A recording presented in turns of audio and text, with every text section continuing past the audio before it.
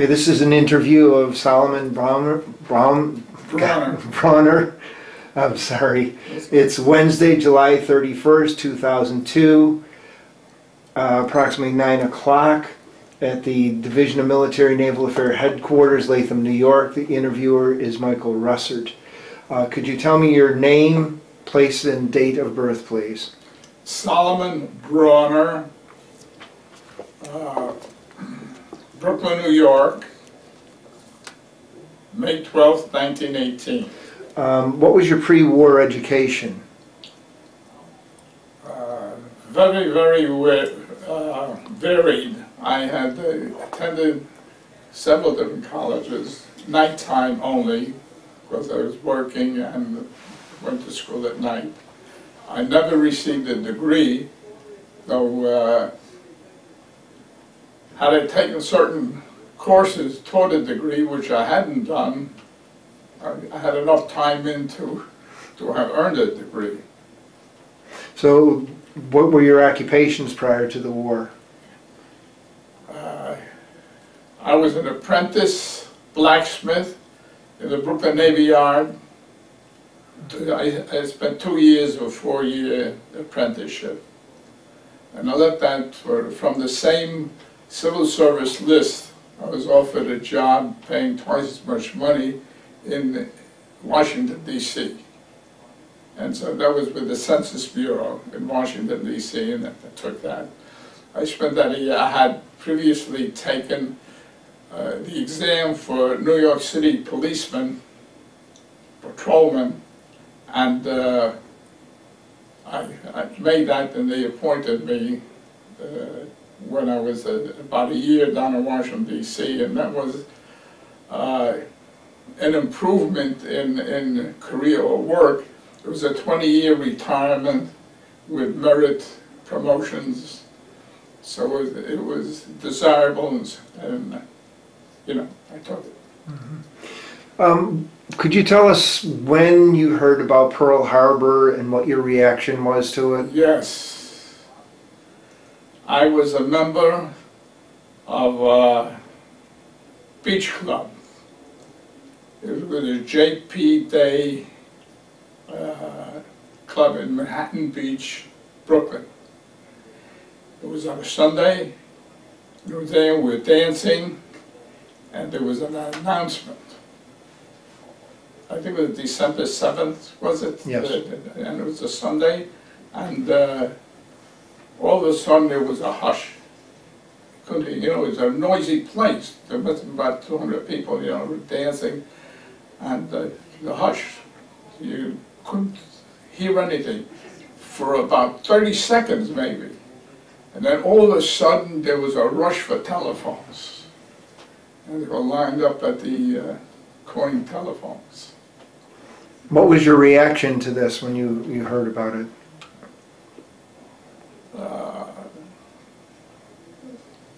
Astounded, a little bit surprised, didn't know what to think. Just sat down like everybody else. It was kind of, to some people it was actually shocking. I don't feel shocked, but I felt astounded by the news. When did you enter military service? I think it's in November.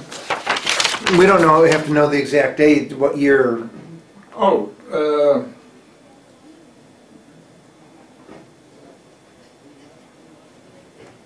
42. Okay. You know, like November 42 is when I didn't enter the service, I enlisted. You enlisted, okay. This was into the cadet program, the pilot training, Mm-hmm.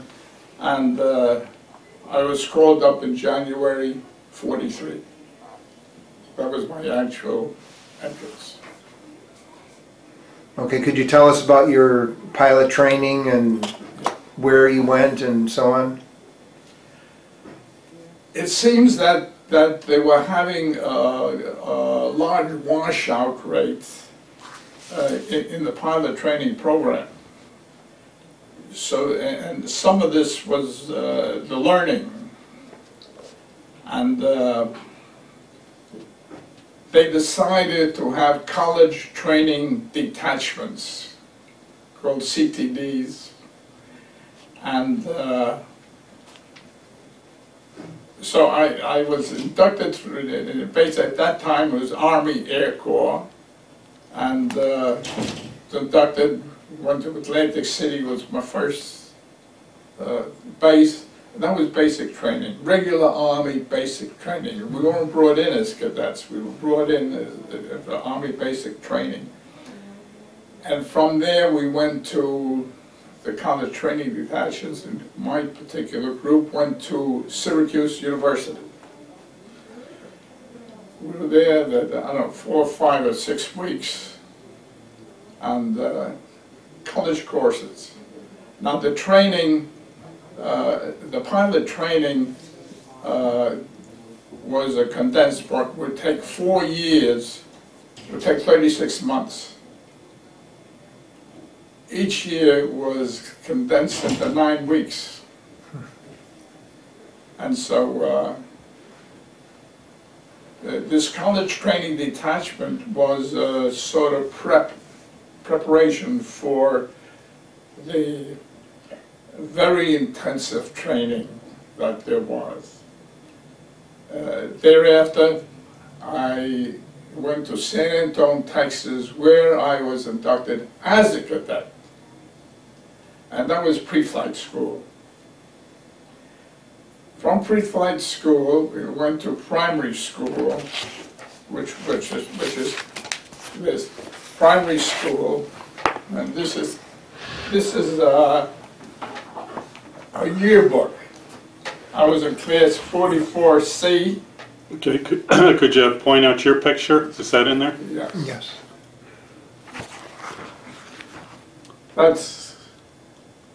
That's me in this yearbook. At primary school, which was in Coleman, Texas. Okay, got it. And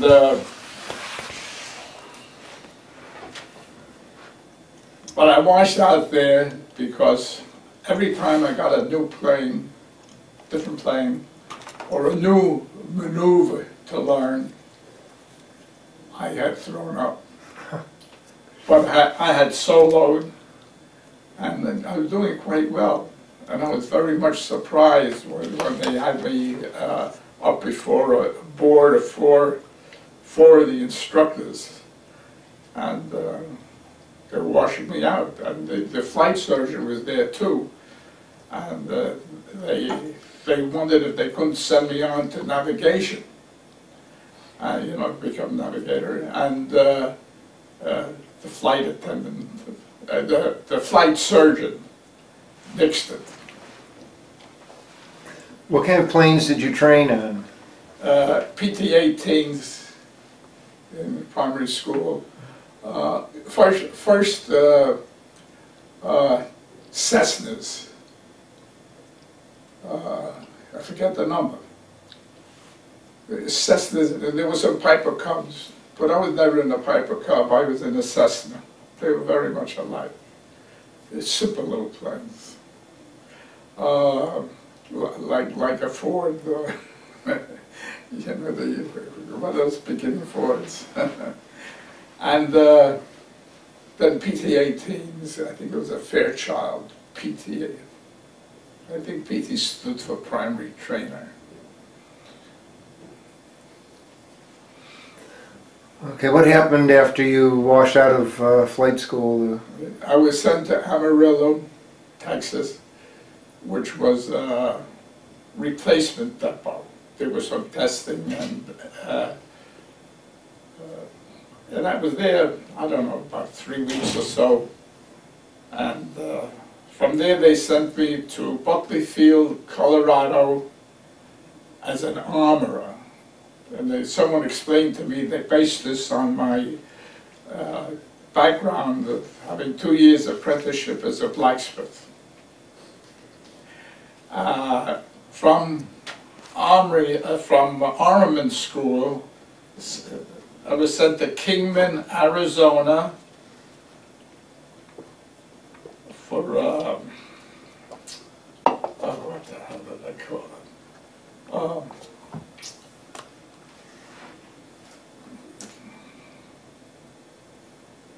gunnery training. Training, you know, they had another name for it, but I can't think of what they called it, but that was a school in Kingman, Arizona. Finished there, and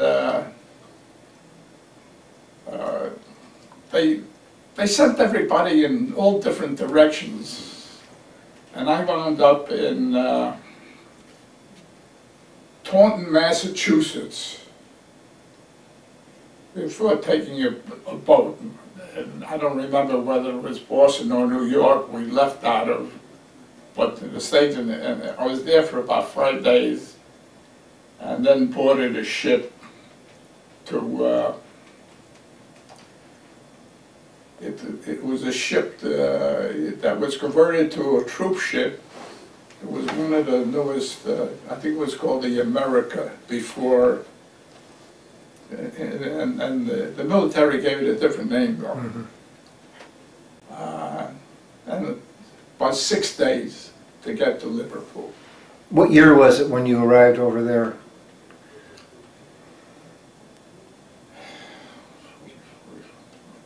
I think it was early '44. Okay. That says stuff. And then I was in a replacement depot, and at that time, Patton was crossing France. And he was moving fast, and they needed gasoline. So gasoline coming in by plane and rail and etc. So from the replacement depot, they took, I don't know, 200 to 400 men. It was a big number of men, and they sent us to these various towns where there were jerry cans, the 5-gallon gas cans, and we would unload either a railroad car or a plane, and then load it onto another plane which was headed for France, and we called it petrol for Patton. That's what it was. And so we went around, and that lasted about 3 weeks or a month.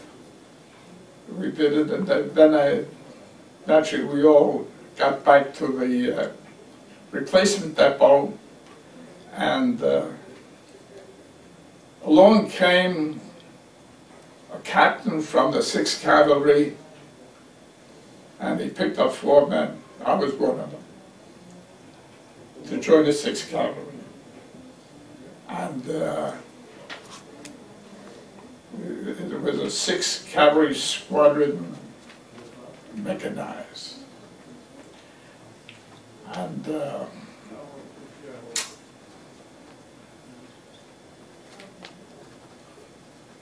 I joined them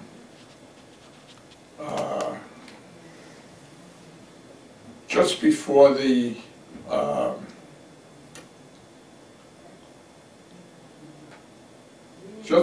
Rhine crossing, about 10 miles before the Rhine. And the first town sign I remember seeing was Andernach, A-N-D-E-R-N-A-C-H. That was before crossing. And I think where we crossed was on Pontoon Bridge. I think the town at this side of the Rhine was Dockburg. I think something like that. It's in here. And my first troop, there were 5 troops in each squadron, 6th Cavalry Squadron.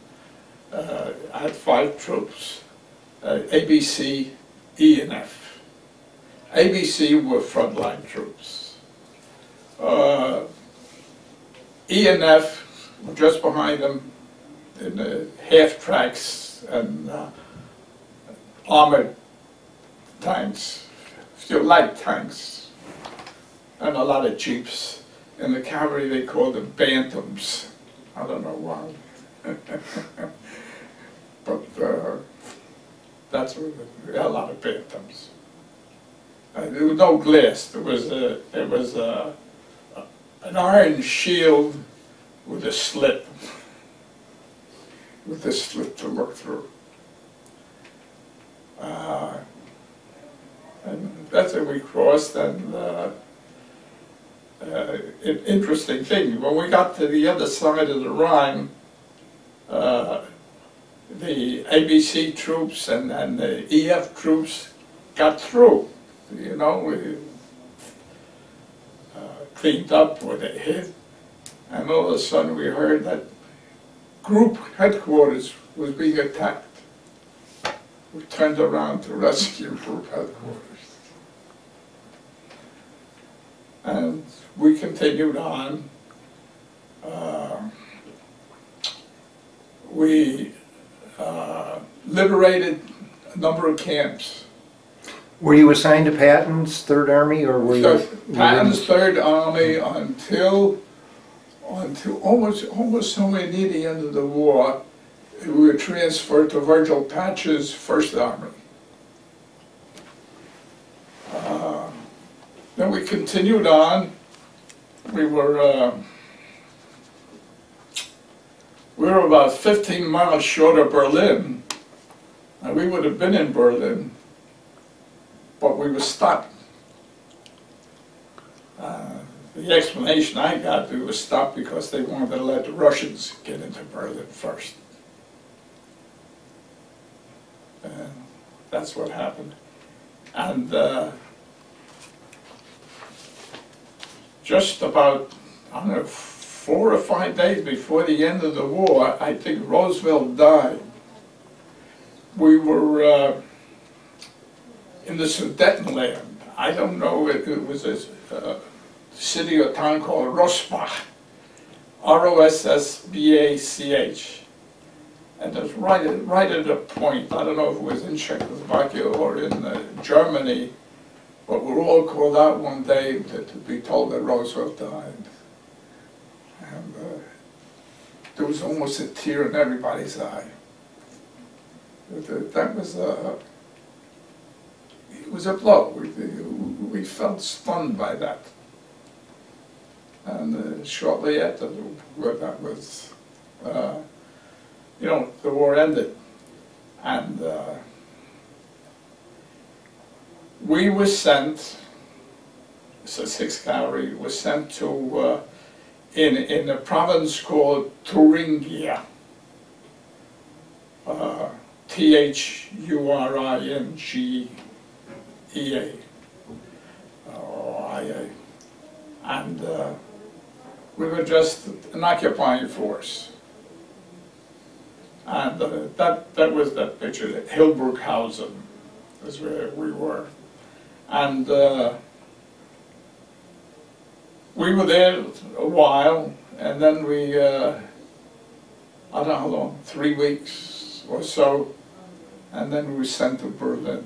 We were the 2nd outfit. I think the 2nd paratroopers were the 1st into Berlin. We were the 2nd outfit into Berlin, and we took up space. And in Berlin, all the while, my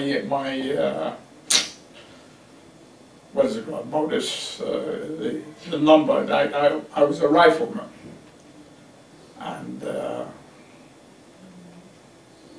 in Berlin, I became a mail clerk. And I stayed there, and I liked living in Berlin. We were conquering heroes, you know. Things were going our way. And I liked it. I turned down 2 rotations, meaning, you know, chance to go back home. And then they shipped a group of us out of Berlin, and I put in to go home. Wound up in Camp Philip Morris in Le Havre, you know, waiting for the boat. Came back on the USS Champlain. It was an aircraft carrier. And we were trying to avoid, Captain kept talking to us, you know, on the loudspeaker, and they're trying to avoid a storm. And evidently, we didn't. And the most unusual thing that I ever saw in my life was when we got off the boat. We knew we were in a storm, we'd be padded around. The after deck, you know, it's a flat, and it extends beyond the hull. Mm-hmm. We looked at that, and I don't know how thick that deck was, but it was like a ski ball alley. There must have been high waves lifting the boat and bent that deck. It was strange, but nice to get home. But I was at Fort Dix, New Jersey, in March. That was the, I don't know what they call it, the exit anyway, but there's a title for it. Discharge? Yeah, a discharge depot or whatever. And they discovered I had amoebic dysentery. So I was on an infectious disease ward for 3 weeks or so, which delayed my discharge. That was it. Okay, I wanted to ask you go back and ask a couple questions. What were your feelings about Patton himself? Don't know, never saw him. But what I got, he was a rough and tumble guy, good general, good. That's all, and stern. Maybe not often fair, but he was stern. I might cite a couple of interesting anecdotes. In one of the towns in Germany, you know, that we had liberated, I forget the name of it, but they had a few factories. And in those factories were a number of French soldiers. They were still in their blue uniforms, most of them.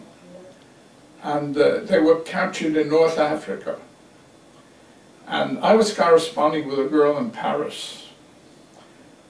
And I mentioned this, you know, and I had become pretty conversant in French.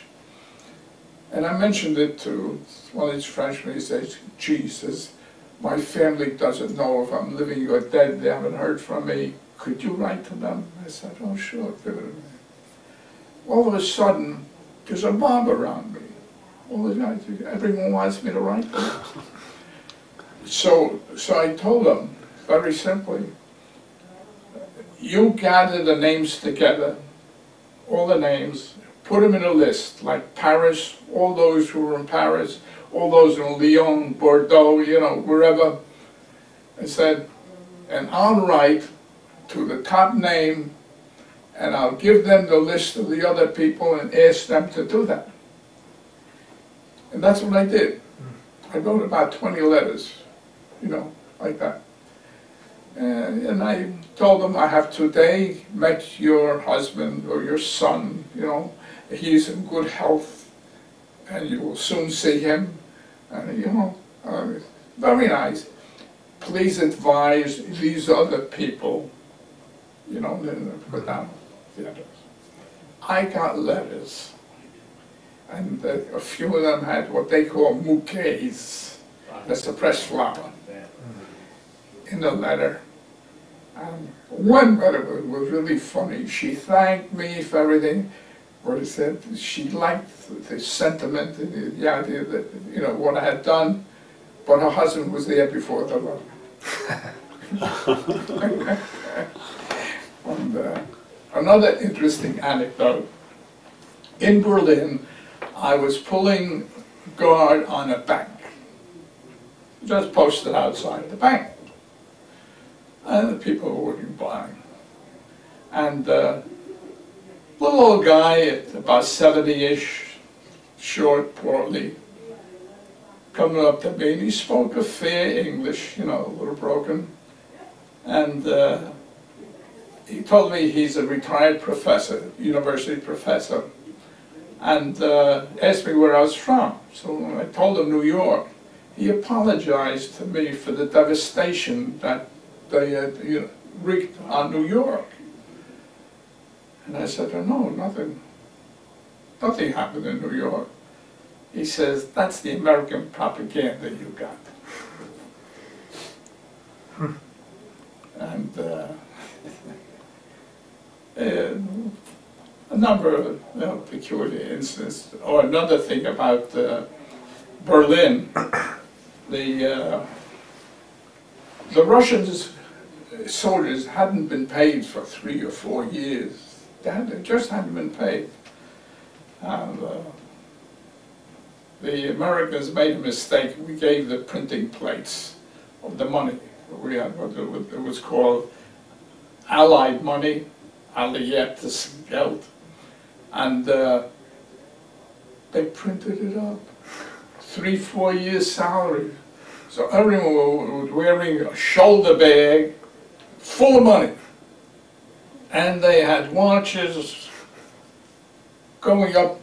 They were buying watches, from the GIs. And for the first 2 days, they put the watch to the ear, and if they couldn't hear it, it was no good. Like a 17, give them a Mickey Mouse watch. They wanted. They paid $200 for it. And but in about the 3rd day, they got wised up. You said that you liberated some concentration camps? Yes. Could you... Verdun, they're 2 close little cities. Verdun, E-R-D-A-U, and Zwickau, Z-V-I-C-K-A-U, Verdun, Zwickau. And there were a number of 3 or 4 camps. We went in different directions. We went there, and different groups liberated them, and we brought them back to a little plateau where we were just outside of town. And it must have been about a total of 400. They were Englishmen, Americans, Poles. There weren't any Frenchmen. That's what they were. And we gave them food. We got that. I don't know where they brought all the food for them, but they did, evidently. They got food, and they ate. Now, were these POWs? Yeah. Mm-hmm. Yeah, these were POWs. Mm-hmm. How did they react when they first... They looked like civilians. Mm-hmm. None of them were soldiers. These were civilians, men and women. Okay. Men and women. But they were in the camps.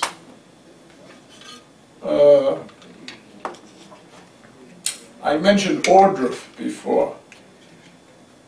My particular unit did not wander first into Ordruf. There was someone aside from us got into Ordruf first.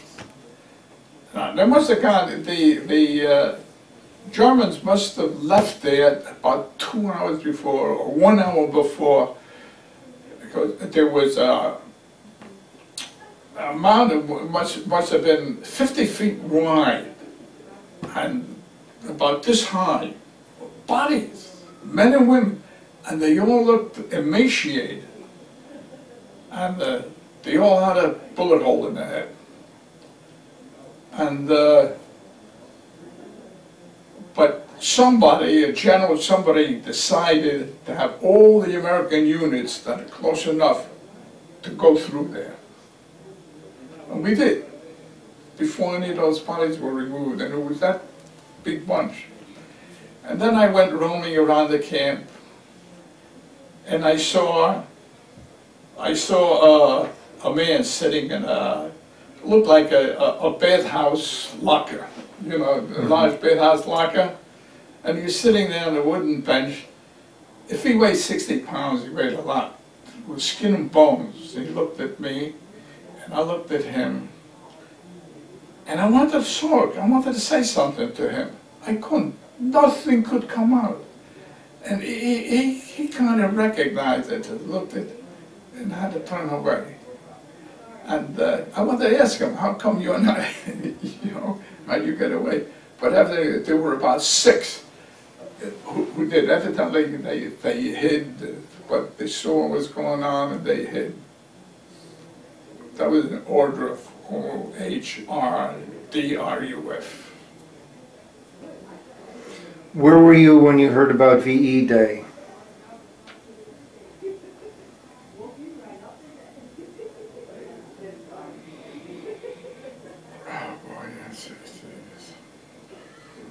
Rostock is where they told us about Roosevelt.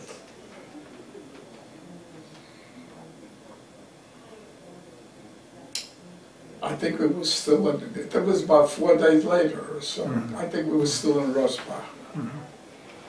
What was the general reaction of your unit and yourself? About Roosevelt? No, about the VE Day? Yes. Oh, elation. Elation. We were very happy. Felt we'll be going home soon. How did, when you were in Berlin, what were the relations between the soldiers and the people that were living there? Very friendly. Very friendly. Funny thing about them, they were all complaining about the Russians. Every woman you met would tell you the Russians raped the women, but not me. Every woman would tell you. That's what they did. Only one woman told me she was in an apartment. She lived in an apartment. She had a little daughter. And in the next apartment there was a woman whose husband was an officer in the German army. And evidently, this one Russian who came into her apartment looked at it and he said, "Bad, are there any clothes?" And he looked into the icebox or whatever, and he saw that very little food. And when he went into the other apartment, he saw a lot of food and a lot of clothes, dresses. So he took about half the dresses out of that woman's apartment, brought it into this one, took about half the food out and brought it into her. This Russian did. That's the only nice thing anyone ever told me about the Russians. But I had met a lot of Russians. That was the next question. I saw, there was some pretty wise guy Russians. There was, I was looking for a Contax camera. I wanted to buy a Contax camera. So I was speaking to a German, and then he called over a Russian, and a Russian soldier, and he told him that I was looking for a Contax camera. So he said, yeah, he get it from me, and he took me to an apartment, in an apartment house, and there were about 4 Russians in uniform. They didn't have a camera. All they wanted to make an arrangement with me. They wanted to buy American soldiers' uniforms. I learned later that there were some of these groups of Russians that used American uniforms, and they boarded trains, and they held up trains. And no, I told them, I'm interested in buying a Contax camera. I said, I'm not selling anything. I'm looking to buy a Contax camera. And that was then. I left them. How do you think the war and your military service changed your life? Well, I had the feeling when I go back, I didn't want to be a cop anymore. But I had 90 days in which to either go back or find something. Now, there were big shortages. So I knew I didn't have a resume to get a job, a good job. So I figured maybe try to get into a business.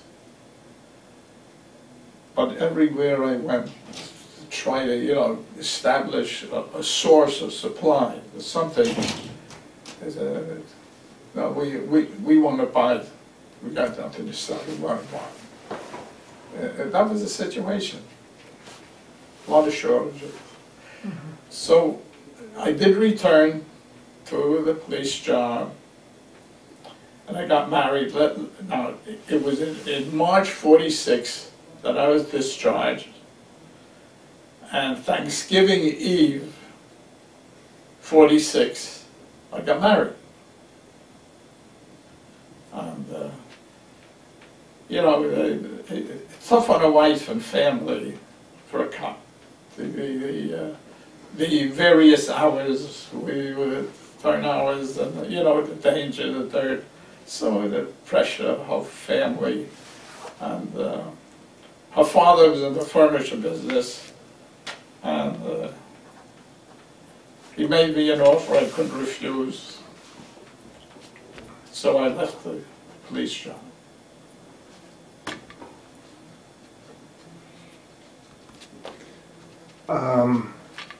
Okay, did you ever make use of the GI Bill or anything like that? Yes, yes. Okay. I went to 2 nights a week, given the night school, CCNY, and I got some kind of subsidy. I'd get $40, $50 a month. I got something like that. GI Bill. That was the only. Do you belong to any veterans organizations? Yes, Jewish war veterans. That's the only one. Have you ever been in contact with any of the men that served with you in your unit, or have you gone to any reunions? I haven't gone to any reunions because I never heard of any. Yes, I was in contact with a few of the guys, but not from 6th Cavalry. 6th Cavalry was peculiar for me. I was a lot like peculiar guy. I was like a super professor there. These were guys from, well, they were headquartered in the States, in Chattanooga, Tennessee. So there were Georgia, Tennessee crackers in that. Vocabulary about 20 words. Every second word was a profanity. And, but they were good soldiers. They had been hunters, you know, and they were really good soldiers. But how did you get along with them being in New York City? How were you accepted? They also were Jewish, and some dumb guy. We're sitting around on the ground, and we're cleaning rifles, you know, taking them apart, cleaning, you know, in our helmets, gasoline in our helmets. And one of the guys is telling about his daddy had a general store, or has a general store. He would never serve a Jew or a nigger any time at all. You know, and I'm sitting there. I think he knew I was Jewish, but it didn't bother me because he just spouting. He doesn't even know what he's talking about. There's one place that there was a young kid. I noticed the kid staring at me. This is in the barracks. I'm sitting in my bunk, and he's. Why don't we stop here and we'll put another tape in? Oh. Okay. There was the kid. I noticed him staring at me. He was at the end of the barracks. I was in my bunk, almost at the front of the barracks, and I noticed. Look up. You know how you feel someone staring at you sometimes. And then he walks over to me. He says to me, "Are you a Jew?" I said, "Yeah." And he says to me, "You don't believe in Jesus Christ?" I said, "No, I believe somebody lived like that. He was a rabbi. But I don't believe him in Christianity." So he says,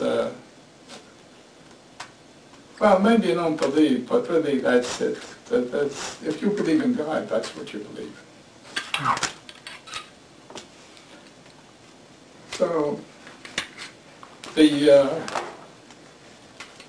experience was very interesting, and actually my recollections are more of the humor, and this is what I remember mostly.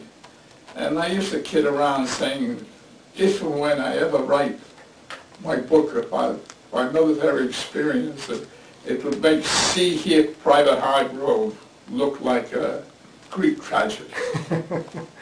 Well, could you tell some of the humorous stories that you have, anecdotes? Yeah. When I was in the Rebel Depot in England was Stoke-on-Trent. So when they decided to call everybody out, or to get people that they were sending to this labor thing, petrol for patent. Actually, I had bought a bike, and I was on my bike going out the gate when they stopped me. Just then and there, when the MPs at the gate got word, you know, nobody goes out, and they even went to town to round everybody up. We had to get out. And the evening we got out, and there was this light drizzle. And there was a chaplain came out, they formed us, and they were calling out names. And here the rumors, why is this going on, you know, there must be, you heard that there must have been or that there was a German parachute jump nearby, and there was some kind of attack, all kinds of stories. And I looked around and I was smiling. They said, because of the rain, you can tell whether these guys were crying or their cheeks were wet. Because they're calling names, and as they call the names, you go here. And they kept, there were things about the way the Army did things were very inconsiderate. So instead of telling you, go into your barracks and pack, stand there. So until they called off 200 or 400 names, whatever it is there. Then they give you 5 minutes to pack, and you're shipping out of here. No word, no nothing about where we're going. You know. But, and I was lucky. I paid £8 for my bike and my bunkmate, but I would have had to abandon it. He gave me £4 for it. Why don't you show us some of the photographs and hold them up to the camera and explain about them. No.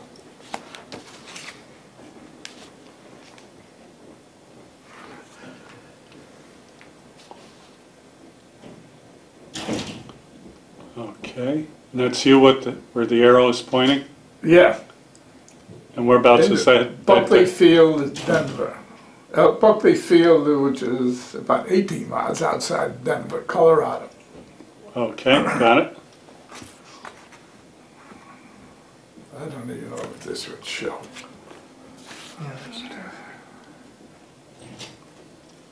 This is in Paris, 1944. Okay.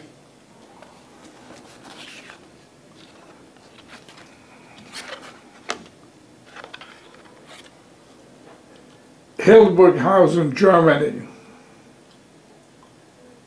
Okay. 1945, that was. Okay. If you could, when you hold them up, keep them closer to you. because Okay. they get out of focus if they're too close. Okay, This yeah, is a- hold it right about there. It's also at Hildburghausen, Germany. Okay, got it.